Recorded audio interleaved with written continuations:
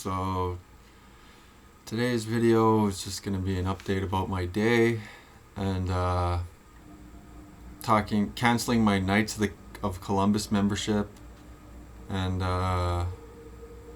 just some other stuff. An issue I had with my mom, and anyways, I'll just get into it.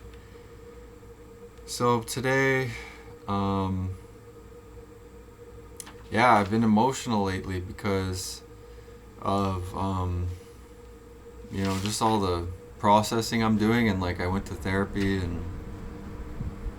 or I've been going to therapy, and I talked about all this like hypersexuality stuff in my previous video. Again, it's very embarrassing, but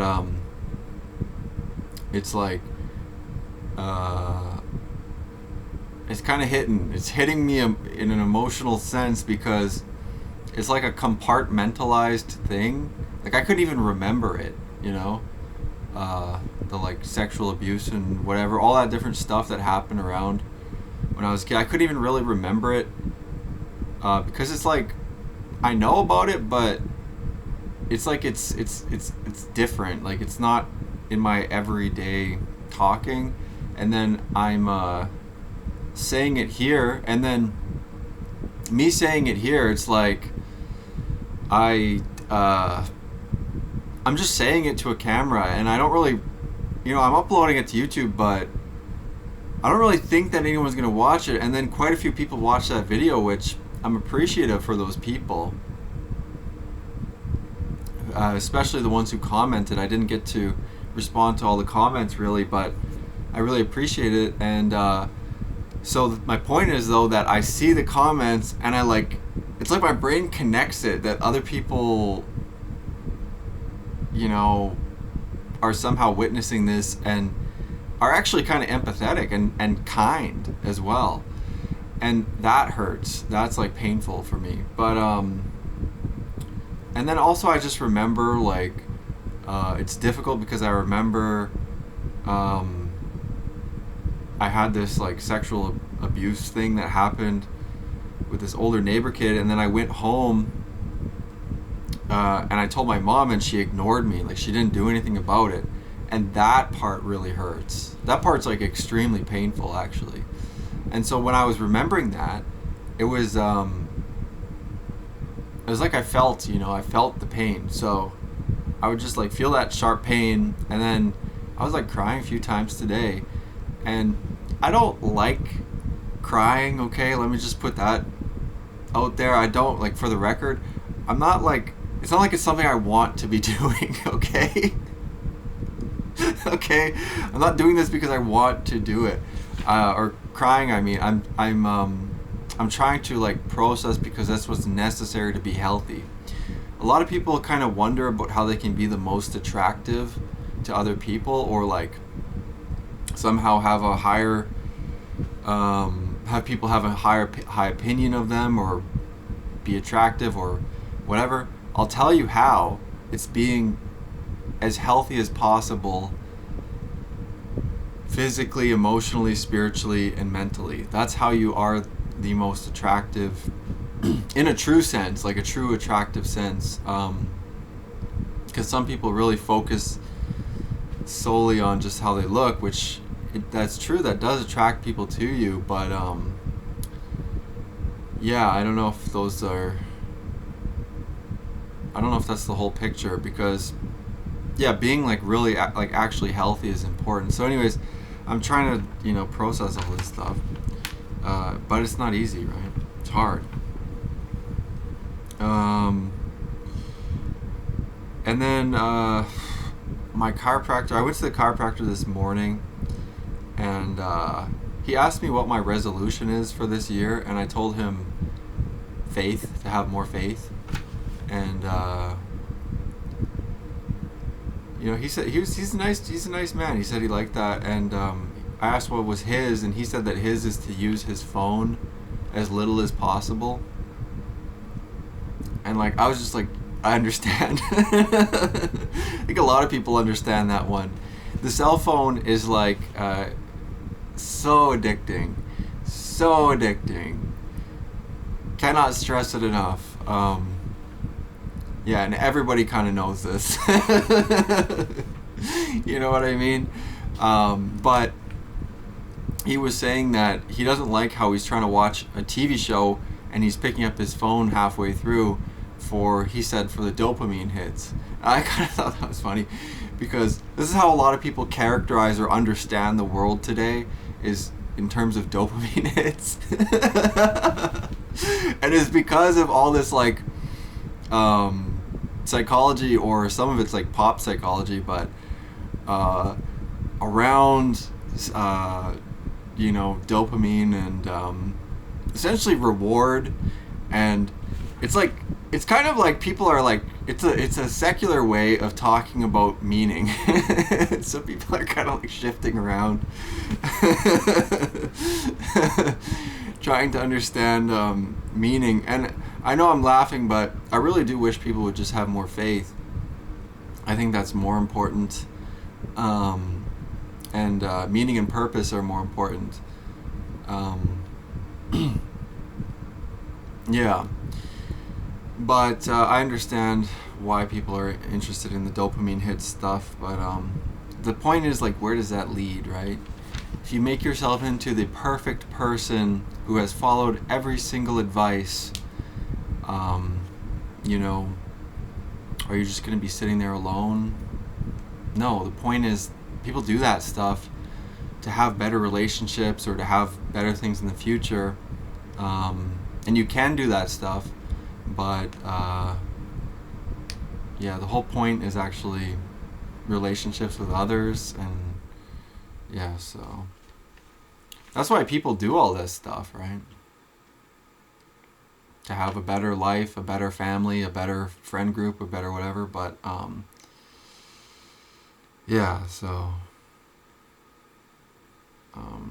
my point is always faith is important, and specifically faith in Jesus, the Father Almighty, and the Holy Spirit. Okay, so and then I went to the gym after, and before that, actually, I came home, but I found in the mail, I got something in the mail. I got my Schumann resonance generator.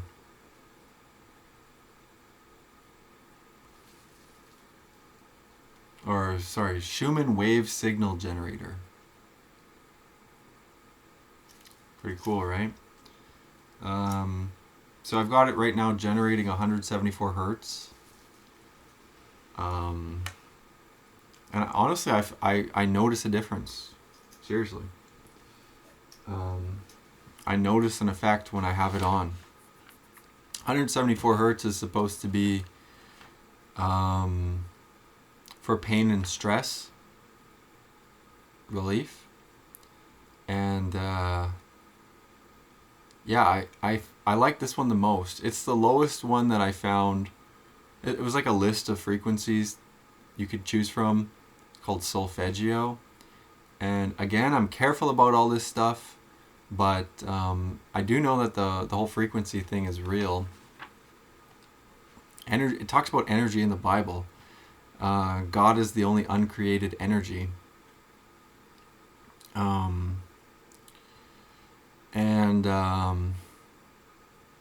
anyway, lower frequencies are seems to be pretty good. It's high frequencies that really kind of mess with people and put them into a sympathetic state, which is like a fight or flight state.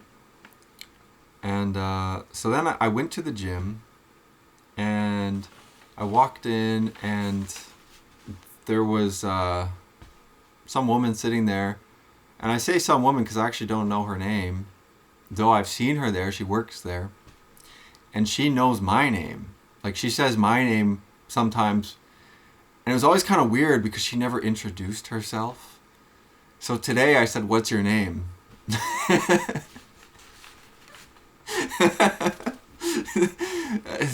Like, I don't know. That's pretty funny to me. And she told me what her name is, and then I just said, "Hi, nice to meet you." And she was like, the whole time she was like, "I got you in." I got you in. I got you in. She was like on loop. But people's eyes, I noticed people's eyes, people don't like look that well. And I'm not trying to be mean, but I just, like, you can even see on my eyes, but it's like the dark circles, and then people are kind of like this too, some people, you know, and some people, but that's like a look of like, I don't even know what that look is. Kind of like a don't hurt me, or like a surprise, or like a happy. I think it's kind of trying to mimic happy, but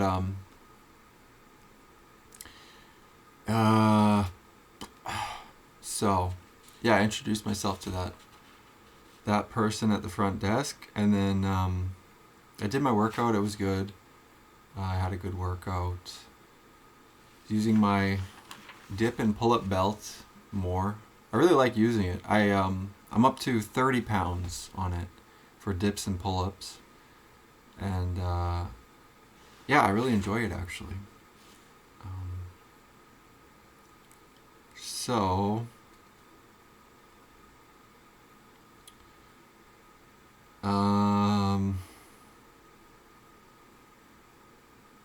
yeah, I think the thing I don't like is that, especially here in Canada, is when you talk to people and they're always like so fake happy, um, from like the first word too.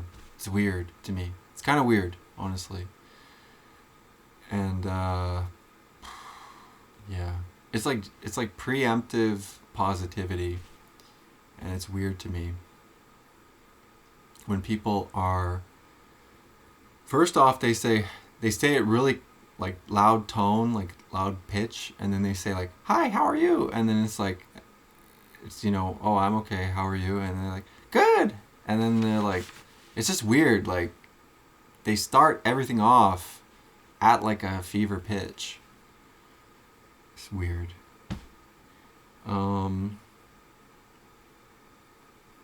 Yeah, and like smiling too much. But I understand it. I used to do this too, and it's part of like fitting in, basically.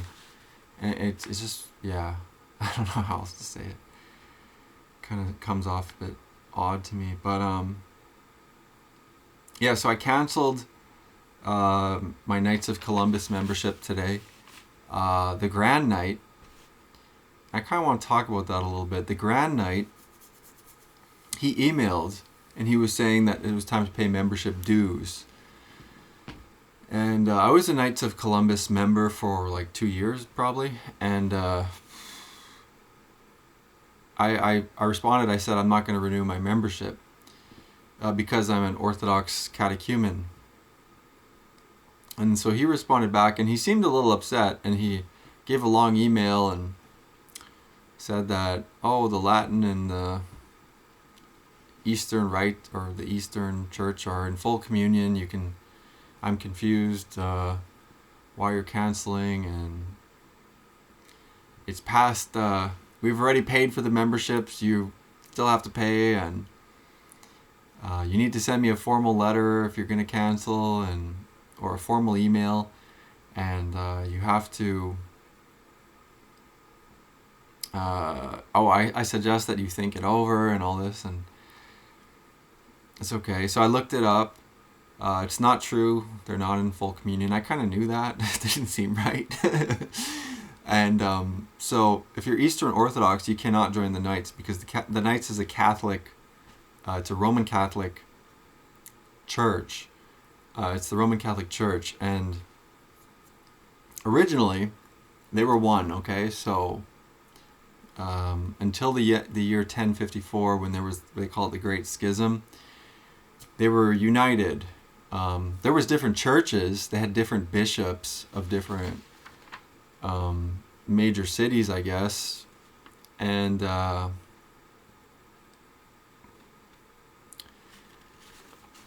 initially it was, Rome was the first among equals, the prima inter pares.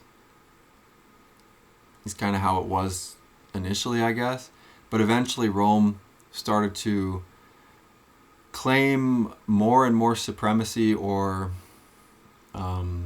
authority over the other churches. And then so that led to the Great Schism, because there was this whole thing about doctrinal differences and what do the churches believe. There was like differences on what does the church actually believe as a whole.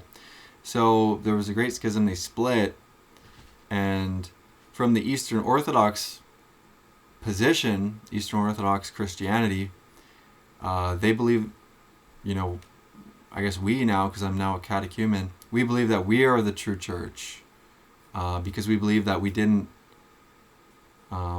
split away, basically, whereas Rome did split away under doctrine.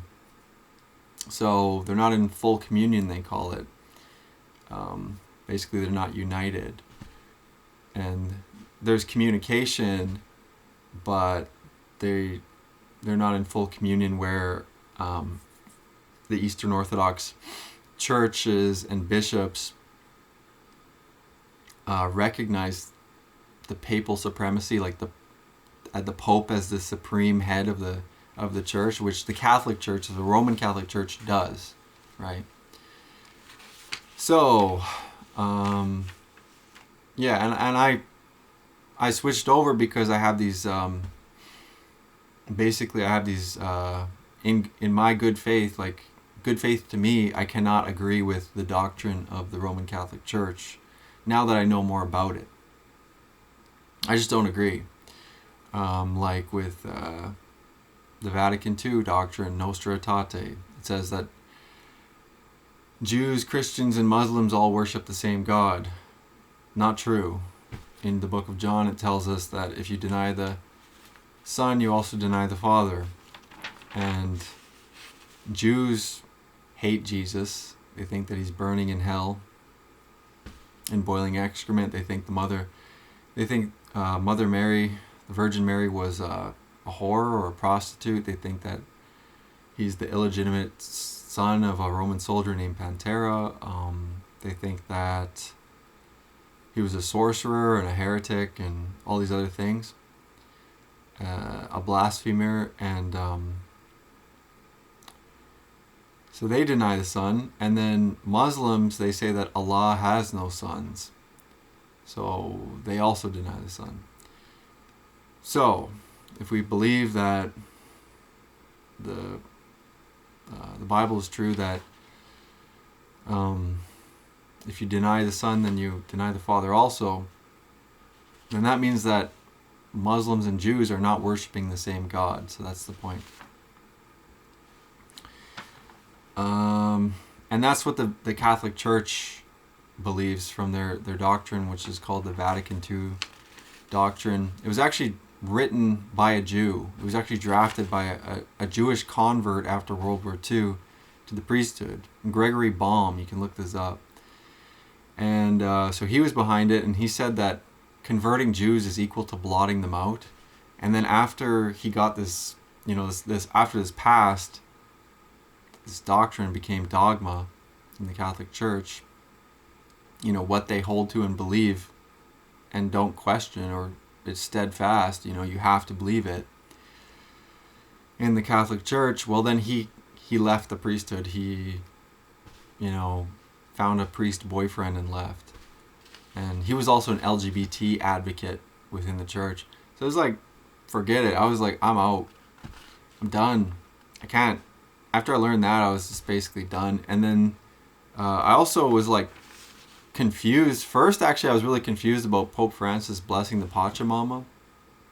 It's like an Amazonian, or the Amazonian mother goddess, one of their tribes in the Amazon.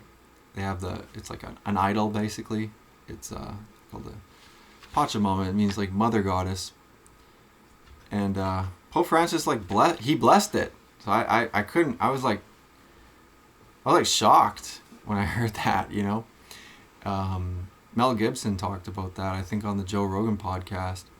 And then the other thing I learned, I was like, I don't agree with, is that in the Vatican Library, they opened a Muslim prayer room for visiting Muslim scholars.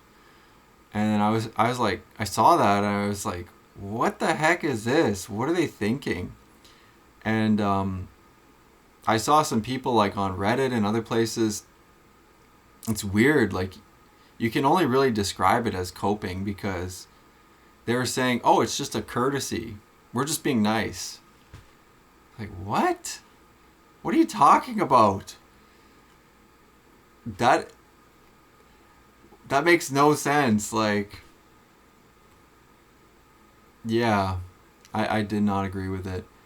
And always, I think the thing that it always seems to come down to or come back to with a lot of this stuff, where it seems like the church is really, allowing sin to run rampant and allowing like all this weird stuff to run rampant. Their reasoning always seems to be, well, we're trying to convert them. We're trying to facilitate conversion. We're trying to open doors. We're trying to open dialogue and all of this stuff.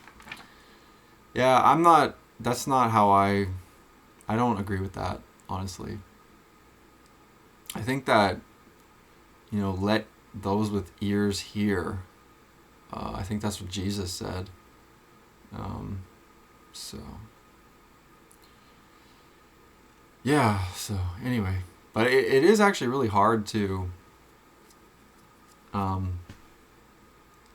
have your own beliefs that you hold firmly to. And the thing is that if you have that, someone else can have that too, right? Isn't that how that works? So, yeah, I think it's fine though. It's okay for that to be the case. And yeah, anyway, so I would say that the nights were very good to me. I really appreciated them, especially the grand night. Like, they were all very nice, And I tried to be cordial in my emails back and forth, just to say, thank you for your love and kindness, and I will be canceling my membership. And so anyways, but I did correct him and let him know, we're not in full communion and I wouldn't be able to join a Knights Council. And I paid my dues, and it was like $40, which is not that much. Like, I think it's fine. And they were really nice to me. Like, he bought me food before. He took me. He invited me to like his house for dinner. And these are all old people. Like, it was all old people who go to the Knights, and the only young people are like foreigners, at least at the council I went to. So people from India or from Philippines, because yeah, it was a little bit rare, I think, to see an Indian or somebody from India. Although I guess there are, Indian Catholics and Indian Christians, but Filipinos are very Catholic. That's for sure. Yeah, very Catholic, very Christian in general, but very Catholic as well. So councils, the church, the Roman Catholic Church, seems to be dying in quite a few different places. As a whole, I don't know, but definitely the council I was going to was like all gray hair. Even the church itself was like all gray hair, and there was like very few young people. It was really tough, honestly. And then, like, trying to relate and interact with all these, baby boomers who are very close to death. I'm not trying to be mean, but that's the truth. And it's like kind of tough, you know what I mean? But they were nice people, I would say. And yeah, that night he was really nice. He took me skiing once. He took me skiing. I had a card, like a season's pass, but it was a nice town, a small town in British Columbia, and there was like a ski hill right there. And so he took me up skiing, and a lot of the people, they went skiing all the time, and he was very good at skiing. I was on my snowboard, and I'm kind of like over the whole skiing and snowboarding thing. I've had too many concussions. And I wasn't even really enjoying it for some reason when I was up there. You think that it'd be so exciting and great, but for some reason, I wasn't even really enjoying it that much. But I did appreciate that he took me. And one thing I noticed when I was kind of like up further on the hill and I watched him as he was going down, it was like, I don't want to sound weird, but it was kind of like art, like just the flow and the style. This guy was like a skier his whole life, so he was very good, and I appreciated it that he took me. But I will say that there was like a whole beef. There was a whole beef between the Knights of Columbus and the priest, the Catholic priest at the parish I was at. And it was a weird beef. And I kind of got into it, like not in the very middle of it, but I was getting kind of sucked in basically because I was trying to run a Bible study. Or I tried to start one. Because it was like there was nothing. There was like nothing going on, you know? And I was going to the Knights partly because there was nothing going on. Nothing like, kind of like good and decent. Like there was a bar. I was like, I don't want to go to a bar. They had like a beer and card game night, but I was just like, yeah, I don't want to do everything. It's just has to involve alcohol. And you know, I used to drink, but I just quit drinking. So alcohol is really bad for the brain. And yeah, so I tried to start this Bible study, and then the priest and the Knights had like a big beef going on. And the priest was really weird because he was making it so hard to just get a Bible study going. And when you think of a church, you think of like Mass and like all the things around that, you know. But you also might think of like faith study and faith group and Bible study, and like, doesn't that sound right? But when I was trying to get it going, it was so hard, and he was really making it difficult. And then the Knights of Columbus got involved because they wanted to kind of like have me use their materials for the Bible study, so that it was a Knights Bible study, because they had a core program, COR, which is supposed to mean heart in Latin, and they wanted me to be their faith and evangelization and faith formation director. I was like, okay. But the thing is I just wanted to read the Bible with people and talk about it.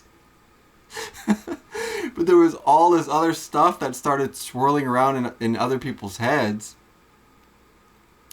And so it was just like, you know, it was like throwing a piece of meat into a piranha tank. You know what I mean?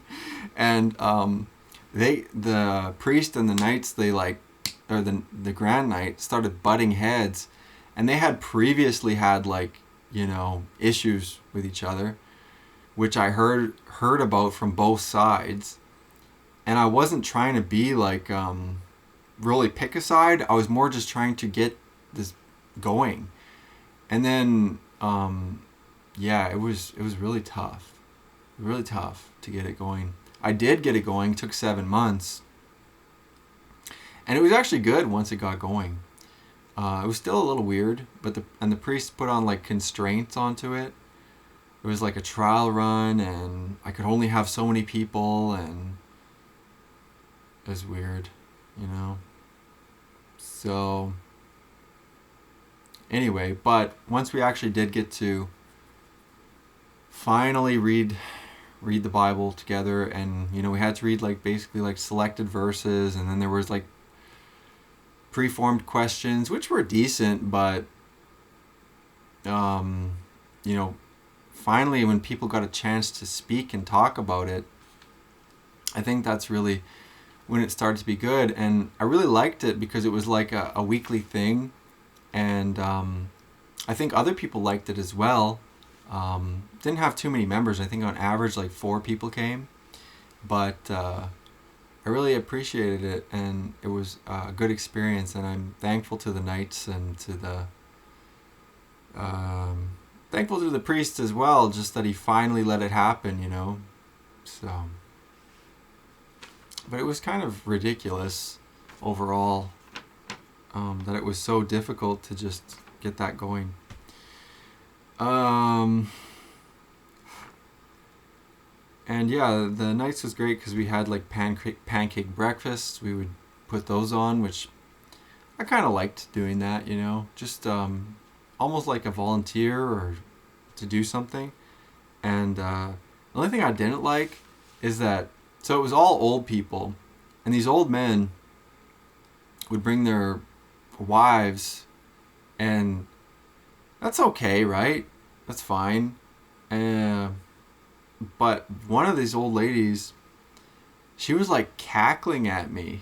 And it was like first thing in the morning, we got there to prepare the pancake breakfast. And they gave me like a job to make the whipped cream. And I was standing there like making it, but I was kind of tired. And she was like making all these comments about how I was tired. But the way old people make comments about younger people is, especially women do this, is they talk to their partner or something as if you're not even there. And she was saying like, "Oh, he looks really tired this morning." And she had this laugh, and she was like, she got worked up into like a hysteria, and she was like cackling almost like to the point of crying. And I'm standing there just like making the whipped cream. And I just didn't even say anything. And I was kind of thinking like, get your wife under control. Like, what the heck is that? But the old man, he was like standing there like this, like, and dude, it's so weird. It's so weird, seriously. And I'm not trying to be like really mean to these old people, but it is a bit much. And the thing I think is going on is like, all of these old people, they have like a perception of how it should be, how life should be. And it's kind of weird. It's kind of like goofy because the real world is like really crazy. But I think that it was too much for them at some point. And they're really holding on to how they were raised and how they expect it to be when they're old. Because that was how it was when their, parents or grandparents were old and how they acted. So yeah, I don't know. It's very, very odd sometimes. And there's also a lot of other things going on as well, right? So, anyways, I'm not trying to be mean, but that is a story about something that happened, and then yeah. So, what I like about my new church, I'm going to the Eastern Orthodox Church now. I really like getting into doctrine. So, and theology. And specifically, I like doing this with other people. Like, it's really enjoyable because I think, first off, it's really important. It's like an actually important thing. There's this quote that says that all the scientists and philosophers and empiricists and everything, they're all climbing the mountain, and then at the top of the mountain are the theologians. That's true. Like, yeah, conversations about God are actually like the most important, and about how to live your life in accordance with the divine is really important. And so I really like conversations about doctrine, and I find it very enjoyable. And at my new church, it seems like that's more permitted, right? And so I appreciate that. I did say to the priest, like, can I ask you a controversial question? And he said, oh yeah, okay. And I said, are Jews evil? And he's like, no, what? What are you talking about? No, they're not evil. Like, yeah, I think they are. He's like, why? I said, because Jesus tells us they are. And then also, St. John Chrysostom, within the liturgy, that's like what you read, or like that's the order of the Mass. That's the order of the church service. Within that liturgy, there's a part by St. John Chrysostom. He's like a big part. He's a very prominent or important, I guess you could say, early church father. And there's like a quote by him. He says that Jews are evil, basically, he says in his quote. So I kind of wanted to know what the church's position was, because it's like all these churches somehow think that Jews are our friends. Meanwhile, they hate Christians. That's my whole point. I'm like, well, we have to love them because we have to love our enemies. That's what Jesus taught. But the distinction I'm trying to make is like, they're not our friends. They hate us. Like, and it's weird to me that people don't seem to recognize this. I think it's because there's such a heavy level of brainwashing or propaganda.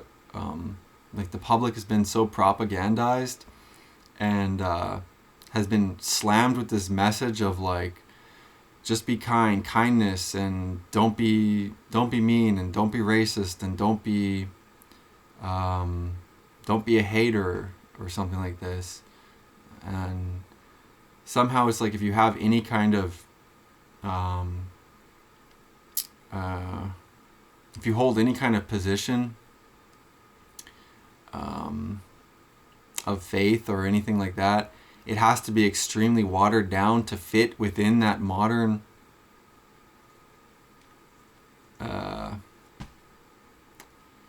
liberal ideology or something, leftist ideology, that it doesn't even really mean anything. And my point is like, well, if you read the Bible, if you listen to what Christ says, if you read into the early church fathers, if you examine what's going on, if you examine what other religions believe, if you look at what Jewish people believe, a lot of these people hate us. They hate white Christian people, or they kind of like take advantage of them for, and somehow a lot of Christians allow this. So anyways, that's basically the point I wanted to say. And I said it within the church, and I'm glad I'm able to have like some substantial conversations, right? Some people say like they're kind of like the hard conversations, right? It's because it's stuff that directly talks about identity is a huge one too. Like anything you talk about identity, a lot of people don't like that, even though that's like central to everybody's life, right? So I think that's very important. And I like that I'm able to talk about some doctrine and some different things within this church. And the people there, they're really smart, I have to say, because they know a lot of this stuff. And the hard part, I have to say, is as well, is that it's like so hard when you try to talk to people and they don't have any kind of background. Or if their background is completely in opposition, but they don't want to have like a straight up debate or straight up disagreement on good faith disagreement, getting to know the other person's side. So, not saying in order that, they have to agree with me or I have to agree with them, but just to understand the positions, right? So, anyway. I talked to my mom today, and I was a little bit annoyed because I gave her some instructions to follow regarding the sauna in her place that she's staying at. So she was homeless, and she's staying at my auntie's house to look after their house while they're in their other house. So my mom has always been extremely poor. My family's always been extremely poor.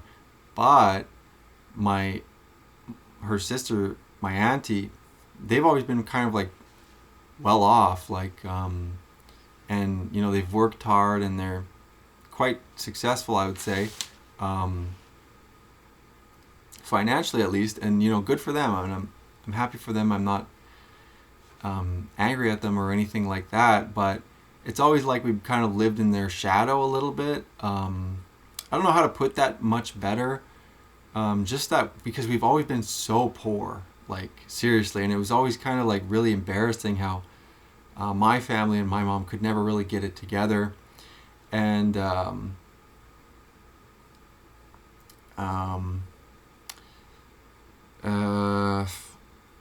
so now my mom is like house sitting there for pretty much most of the winter, and they have a sauna in their basement. And I was listening to a podcast, Rhonda Patrick on the Huberman Lab podcast or Essentials or whatever, and she was saying that sauna is really good for you if you follow this protocol. Use it 5 to 7 times a week, and have it at a certain temperature, I think above 170 something degrees Fahrenheit.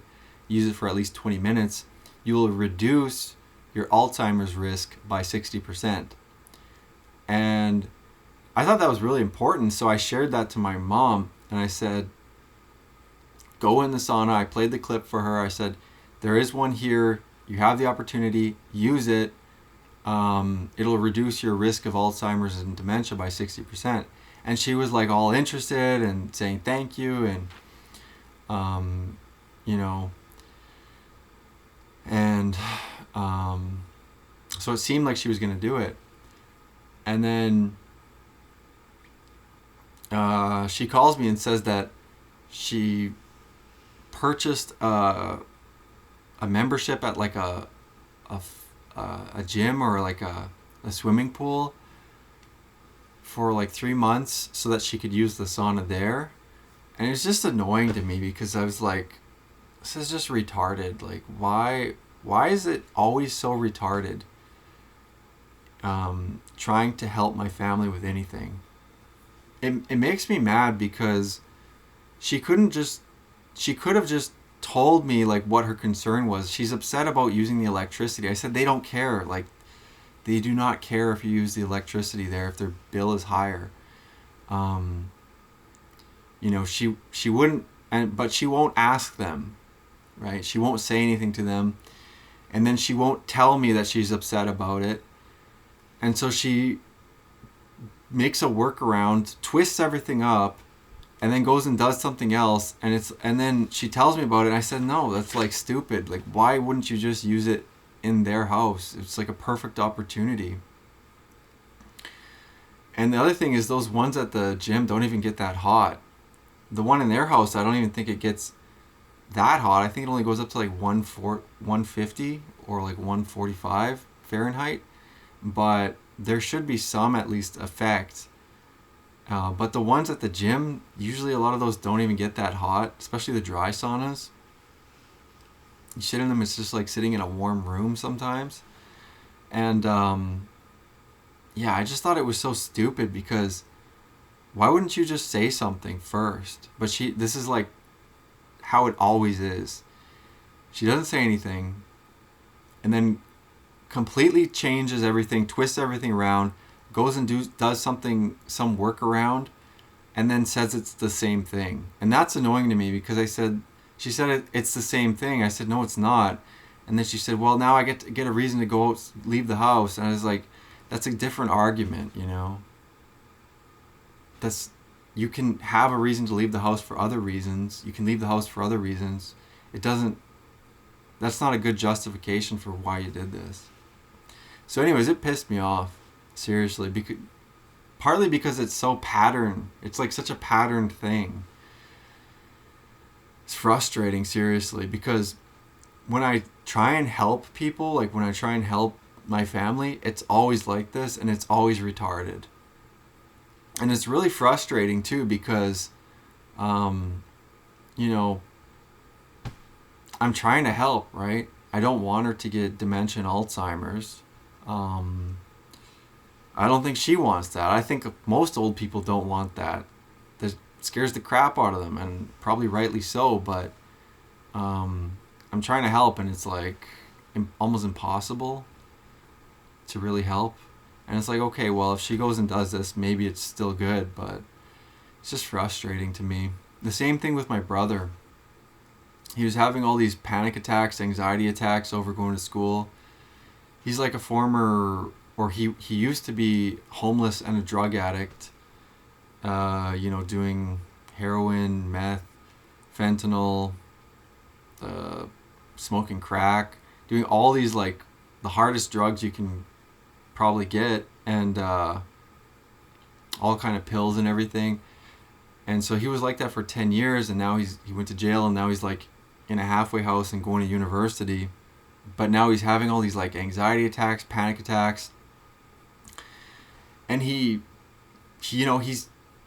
looking for some kind of help, especially when he's having the panic attacks. He'll call me, and I'm trying to help him. I'm on the phone with him, and he's like, it's like almost like an all day thing, or like multiple hours during the day. And he's calling back, and then he's saying he has to go to the hospital. He thinks his heart's going to explode. And I'm telling him, no, you're just having a panic attack. And I'm saying, like, it's really uncomfortable, but it will pass. You just have to wait it out, Drink a glass of water, take deep breaths. I'll stay on the phone with you. And then he goes to the hospital. And then my mom goes to visit him in the hospital, And that makes me mad too, because it's like, I can understand, on one level, visiting your child when they're in the hospital. But the thing is, it's a panic attack, and she's actually helping perpetuate it, because now he's getting relief because he's getting all this attention. This guy's like 36 or 37. And it's like, this has happened before multiple times. And the thing is that really pisses me off is that there's all this attention while he's having the panic attack or anxiety attack, but nobody has any solutions or follow-up. And he himself has like almost no follow-up to actually do some things that would help alleviate this kind of anxiety. The harder things: exercise, cutting back or quitting nicotine, not eating so much junk food and sugar and garbage food. And it's like, man, it is so hard to help people, especially if it's your family. It's almost impossible. That's what it feels like to me, seriously, because at a certain point I just started telling them to pray, because it's like out of my hands. It's too much, seriously. It's way too much. And it makes me angry because I'm like the youngest child.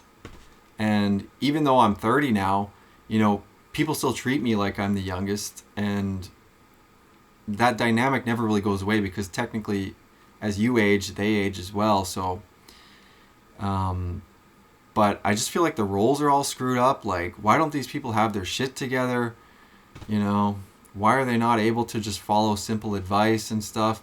And so I really try and help him, and I pay for, or I tell him like, okay, here's something I tell him a bunch of things he can do, and I'm like patient with him, and I try and tell him in a nice way. Never does anything.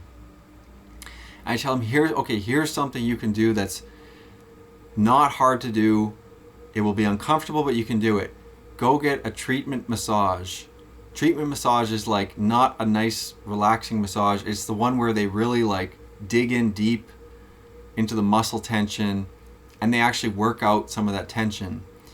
And as I understand it, a lot of anxiety and different things are in the body.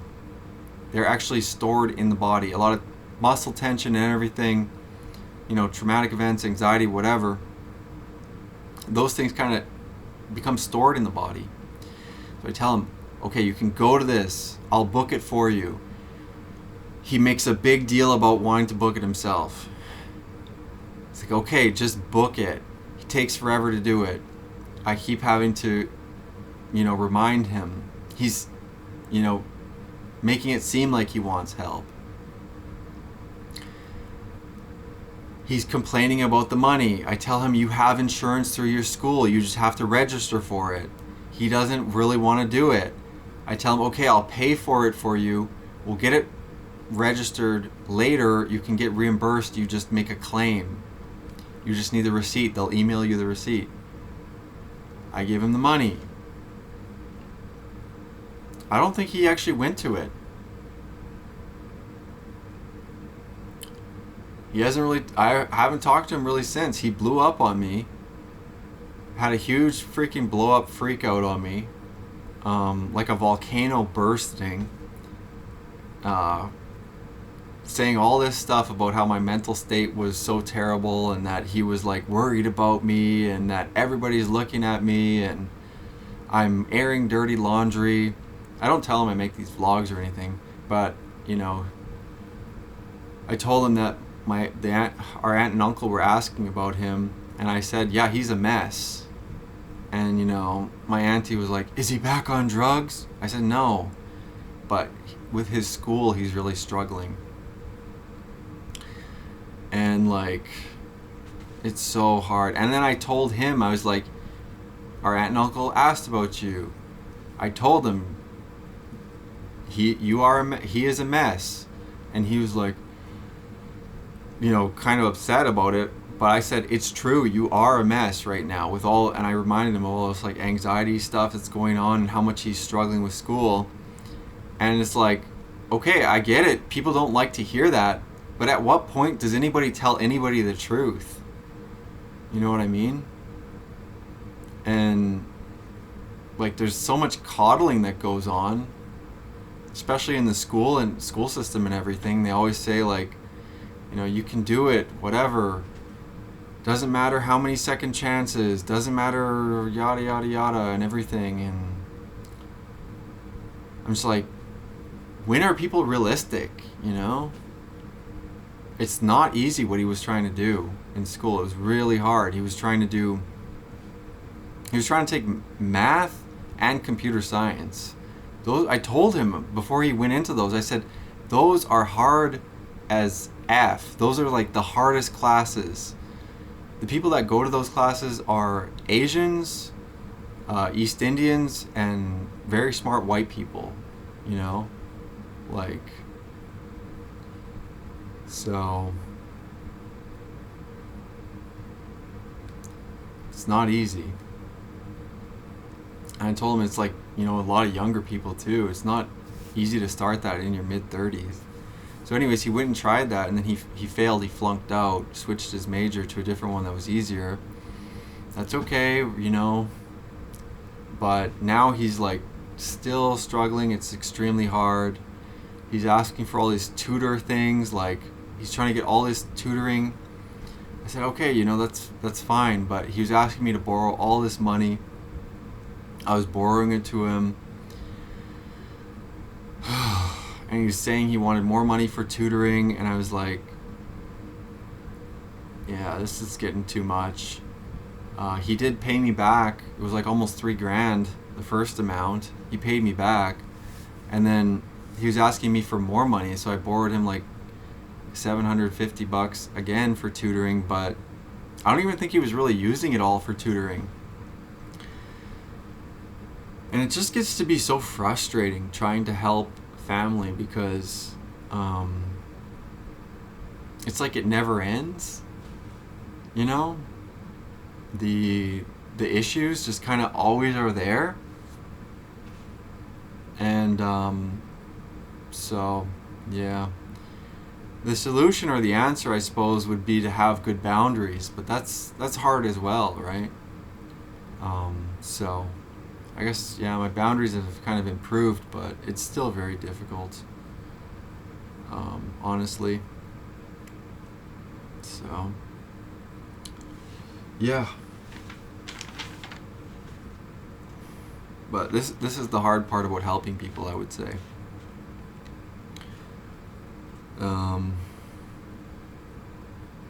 Yeah, so...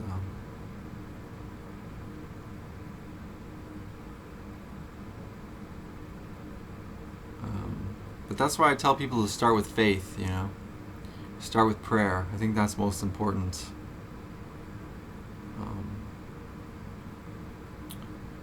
Okay, yeah. Oh yeah, I didn't respond to all the nice comments on my last video. I was very surprised that so many people commented and watched that video. I really appreciate it. And one of the comments even said, "I love you," or "I love him." I really appreciated that. Um, yeah, that was very nice. Um, Thank you to that person. I love you too. You know, I'm trying to love everybody. It's very hard to love everybody. On a spiritual level, I love everybody. You know what I mean? Uh, that's how I actually have to think about it, because I think that everybody has a soul. That soul is from God. Um, you know, I love the soul in everybody. That's within everybody. That's how I think about it. Love the sinner and not the sin. Ow, my cat's scratching me. He's down there licking.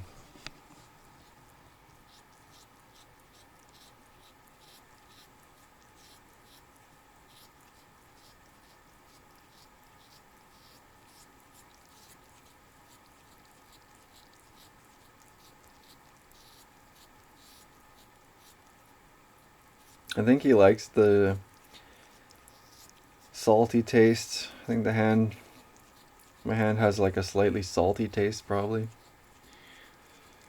So, all right. So another thing that happened today, I went to see my therapist. She looked really tired. I shared the EMF meter and the Schumann resonance generator with her. Yeah. I feel kind of tired too. And I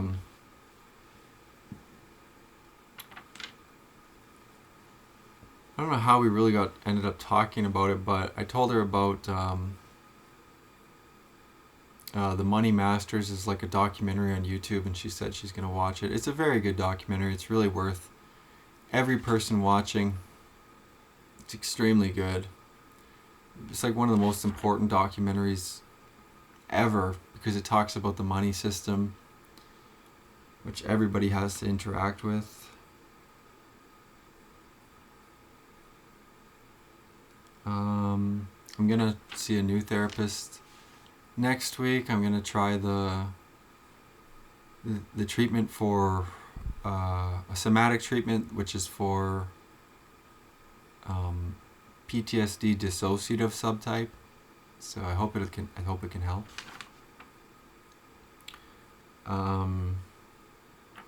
Yeah, my current therapist gave me good feedback on my book idea, which I really appreciate. I'm going to keep trying to get more feedback on my book idea. My book draft. And the last thing I wanted to say is that I would like to work. I don't know exactly what, but you know, I don't want to not be working. Currently I'm on disability from my last job, and I don't like not working, you know. I want to have a job. And I've tried working at many different jobs. And like different careers. I've made like major career changes, but I do kind of I do struggle, and I wonder what I can actually do, you know. I kind of have it in my head that I have to do something really impressive, but it could be like a delusion of grandiosity or something like that, but I wouldn't say it's like a delusion. Well, I don't know, but I would say that the hard part is like or delusions of grandeur, that's the saying, but I would say like the hard part is just that I kind of like want to have something that like some kind of career. So anyways, I'm kind of working on that, partly through making these videos. Not saying that this video YouTube channel is supposed to be like a career or anything, but I would say that practicing speaking is very important. because I just sort of never really spoke too much throughout a lot of my life, and never really practiced speaking. I was always kind of wanted to speak and had many ideas. I'm not saying that they're all good ideas, but had many things to say, but never really practiced speaking or had somebody to talk to or something like that. So just practicing speaking, I think, is really helpful. And then I have my, like I said, a book draft idea. So I would like to see where that goes. See what I can do with that. You know, gather more feedback. And keep going down that way. You know. But yeah, we'll see. I don't know exactly what I'll be doing, but I'm thankful for right now that I have a chance to, you know, kind of heal my brain, heal my nervous system, heal and work through and process like trauma and all these difficult, very difficult things. Although I will say at the same time, you know, it also feels like the world is just, everybody's kind of feeling a lot of difficulty. So yeah, but I am somewhat reintegrating into society, which is really helpful, but it is a slow process. So yeah,